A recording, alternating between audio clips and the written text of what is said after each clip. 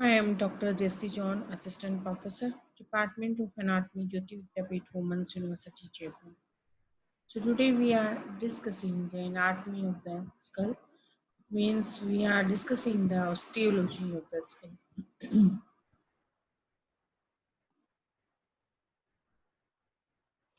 So after the session, if you have any query, any doubts, please mention it in comment box, and it will be resolved very soon.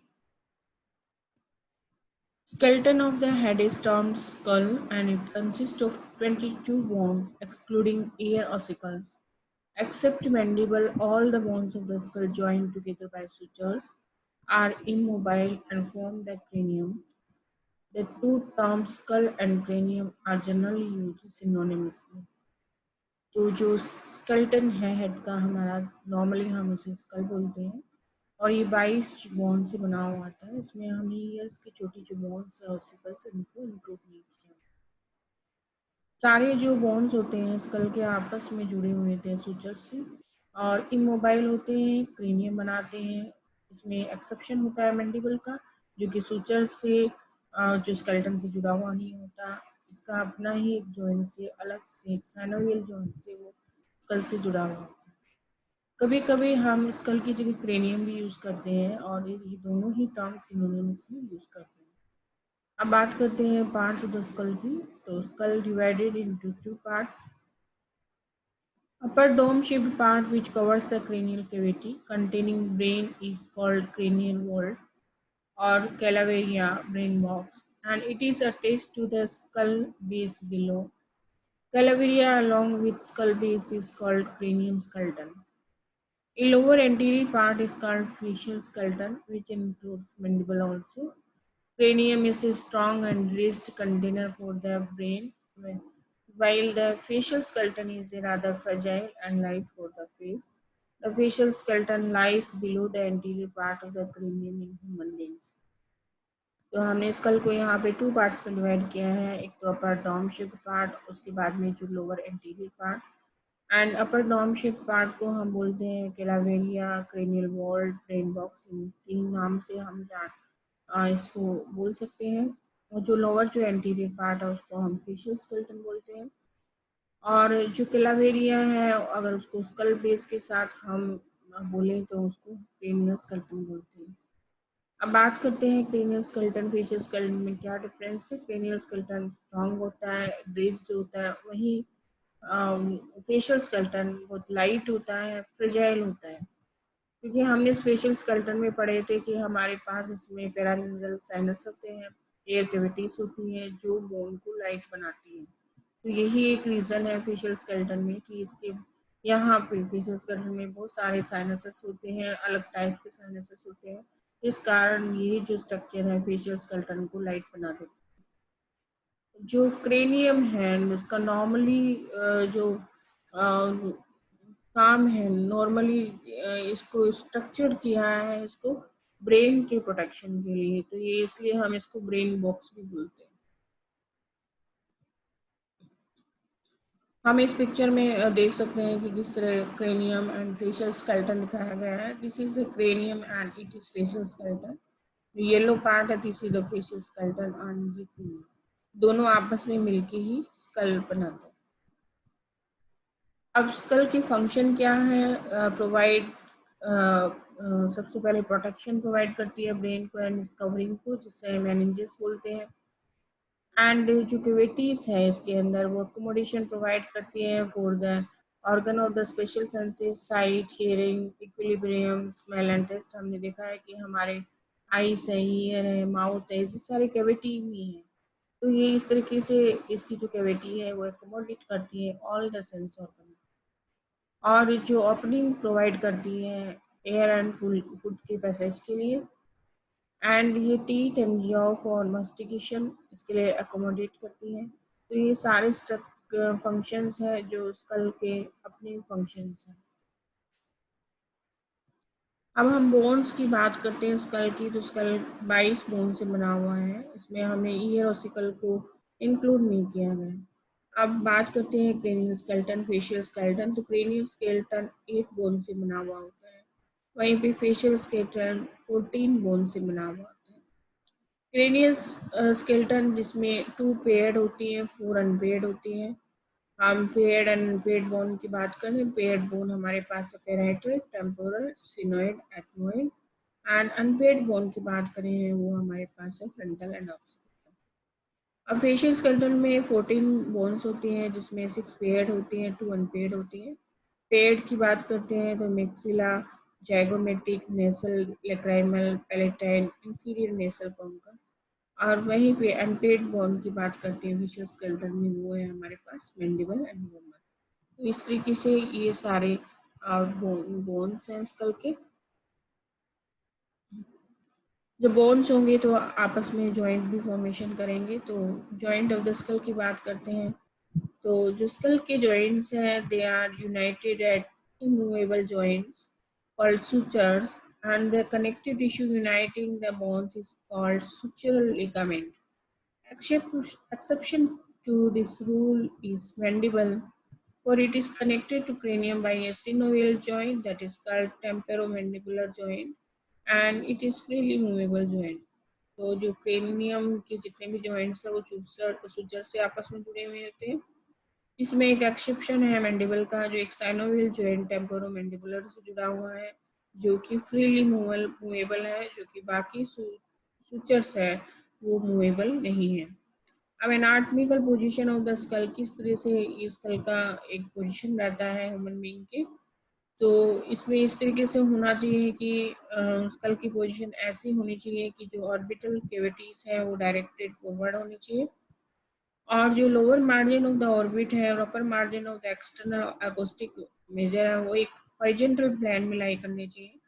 अगर एक हम imaginary plan horizontal यहाँ से खींच दिए उस plan को बोलते हैं फ्रैंकफर्ट प्लान।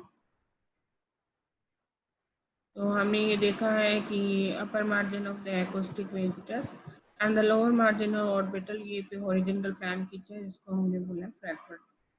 और हमारे जो ऑर्बिटल है वो डायरेक्टेड होना चाहिए फॉरवर्ड। तो इस तरीके से ये है इसकी anatomical position of the skull.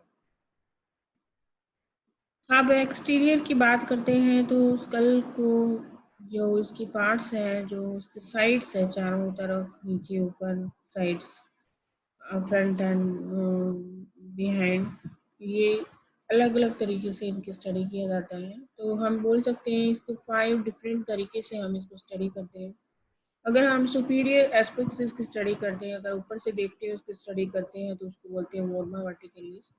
And posterior aspect जिसको बोलते हैं हम नॉर्मा ऑक्सीपिटलिस।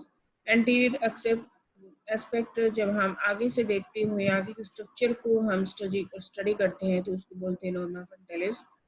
अगर हम लेटरल एस्पेक्ट या लेटरल स्ट्रक्चर को देखते हैं, हम स्टडी करते हैं अगर स्कल की, उसको बोलते हैं normal lateralis. And inferior aspect अगर हम नीचे से उसके बेस को देखते हुए, बेस के स्ट्रक्चर को, बेस के बाकी चीज़ों को देखते हुए हम उसकी स्टडी करते हैं, उसको बोलते हैं नॉर्मल बेसिलिस। तो ये है, ये अगर हमें स्कल दिखाई दे रहा है, हमने अगर ऊपर से स्टडी किया है तो इसका एक अलग होगा, फ्रंटल से स्टडी किया है तो इसका एक अलग ही एस्पेक्ट होगा, लेटरल से किया है तो अलग ही एस्पेक्ट होगा, क्योंकि हर साइड में अलग अलग स्ट्रक्चर यहाँ पे सिचुएटेड है यहाँ पे, क्योंकि अलग अलग पार्ट्स अलग अलग स्ट्रक्चर से हर साइड बना हुआ होता है। इसलिए हम एक ही व्यू से या कंबाइंड किसी व्यू से हम इसकी स्टडी नहीं कर सकते, इसलिए हमें अलग अलग व्यू से हमें अलग अलग इसके पार्ट्स की स्टडी करना पड़ता है। हम बात करते हैं सूचर्स, किस तरह से जॉइंट आपस में जुड़े हुए होते हैं। दीज आर द सूचर्स, हमें दिखाई दे रहे हैं कि किस तरीके से बोन आपस में जुड़े हुए होते हैं। ये है हमारे इसकी बोन से जो पेयर्ड एंड पेयर्ड है, आपस में जुड़े हुए हैं सूचर से, जो कि इमोबाइल जॉइंट है। अगर हम नॉर्मा वर्टिकलिस की बात करते हैं तो नॉर्मा वर्टिकलिस हम देखते हैं वर्टेक्स, इसका मतलब वर्टेक्स सबसे ऊपर होता है, हम सुपीरियरली इसकी हम स्टडी कर रहे हैं। तो पिक्चर में हम देख सकते हैं यहाँ पे फ्रंटल बोन है, यहाँ पे पैराइटल बोन है, यहाँ पे ऑक्सीपिटल बोन है और आपस में सूचर से जुड़े हुए होते हैं। Norma verticalis if skull is viewed from the above, तो किस तरीके से दिखाई देता है, ये वाइडर दिखाई देता है पोस्टीरियरली एंड उससे कम वाइडर दिखाई देता है एंटीरियरली। अगर हम देखते हैं तो पोस्टीरियर साइड में ज़्यादा वाइड होगा। इस तरीके से अगर इस बोन को देखें तो ये पोस्टीरियरली हमें वाइडर दिखाई देता है बजाय एंटीरियरली। एंटीरियरली पोस्टीरियर से थोड़ा नैरो होता है। और इसके फीचर्स देखें तो हमारे पास है यहाँ पे देखते हैं, देखेंगे ये हमारे पास फ्रंटल बोन है और यहाँ पे पेराइटल बोन है हमारे पास और ऑक्सीपिटल बोन है। ये 3 टाइप्स की बोन इसके अंदर प्रेजेंट रहती है नॉर्मल वर्टिकल।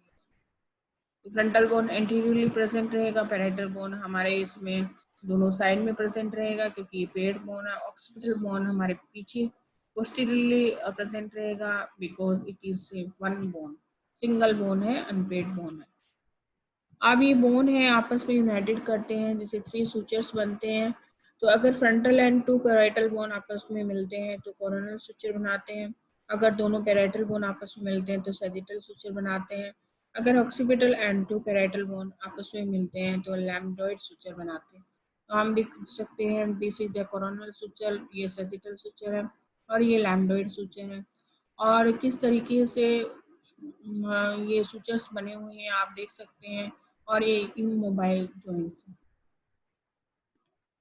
इसके अलावा इस फीचर्स के अलावा इसमें सुपीरियर एस में और भी कई फीचर है जिसको बोलते हैं ब्रैग्मा।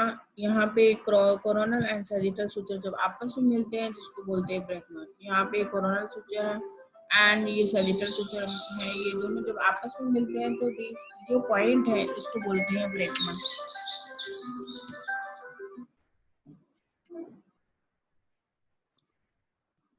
दूसरा है हमारे पास जो फीचर है पैरेटल एमिनेंस। ये है कि मैक्सिमम जो कन्वेक्सिटी होती है पैरेटल बोन की, यहाँ पे हम देख सकते हैं ये पैरेटल बोन है यहाँ पे और इसकी मैक्सिमम कन्वेक्सिटी यहाँ पे है। तो these are the maximum eminence या पैरेटल ट्यूबर या पैरेटल एमिनेंस। वर्टेक्स पार्ट होता है, हाईएस्ट पॉइंट होता है स्कल का और हमने स्टडी भी नॉर्मा वर्टिकली से ही किया है।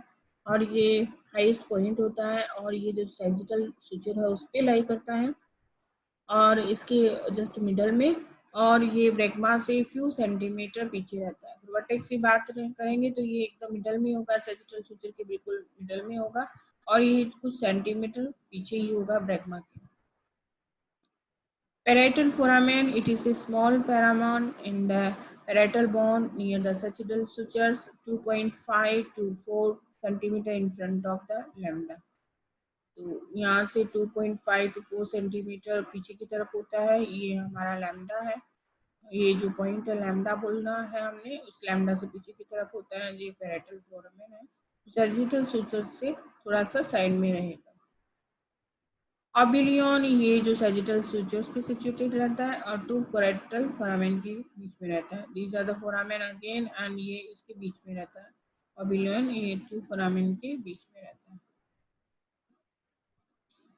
तो ये थे हमारे ऑबिलियन पॉइंट है सैजिटल सूचर पे जो दोनों पैरेटल फोरामेन के बीच में रहता है। तो ये हमारा था ऑस्टियोलॉजी, हमने नॉर्मा वर्टिकलिस तक किया है। आगे का जो पार्ट है हम नेक्स्ट वीडियो में कवर करेंगे। And if you have any query, please mention it and we will resolve it. Thank you so much.